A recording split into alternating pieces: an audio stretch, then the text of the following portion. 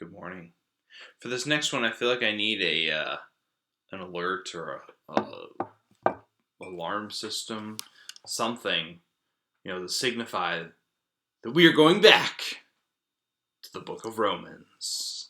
Romans alert, ooh, or something like that. I don't know. All right, I'll work on it. Romans chapter 3 this time. I'd be curious how many times we've gone to Romans. Not enough.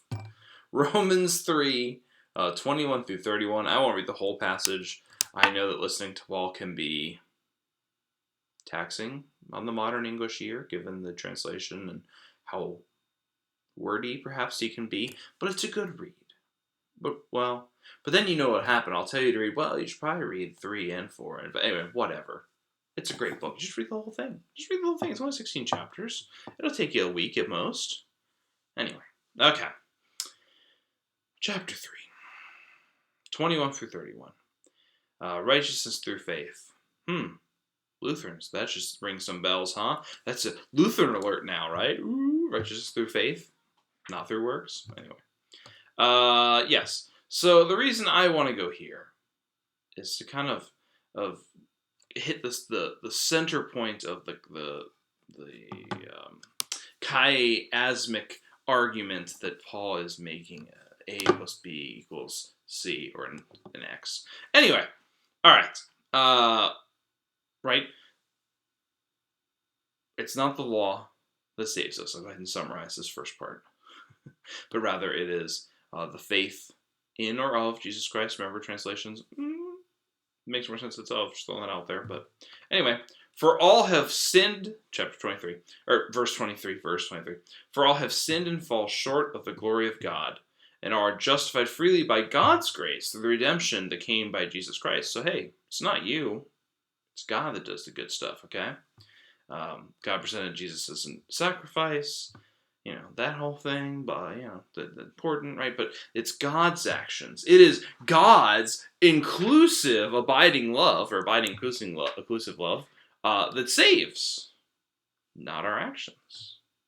27, where then is boasting? It is excluded. Because of what law? The law requires works? No. Because the law that requires faith. For we maintain a person is justified by faith apart from the works of law. Is it the God of the Jews only? Is he not the God of the Gentiles too? Yes, the Gentiles too. Since there's only one God. Right?